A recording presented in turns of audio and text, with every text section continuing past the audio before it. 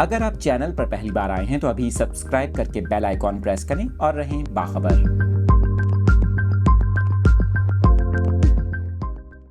تفصیلات شیئر کر رہے ہیں اپنے ناظرین کے ساتھ۔ اس افسوسناک خبر سے متعلق آپ کو بتائیں، کراچی کے علاقے منگھو پیر میں دھماکے کے نتیجے میں 3 افراد زخمی ہو گئے۔ آپ کو اس اہم خبر سے متعلق اپڈیٹ کر رہے ہیں۔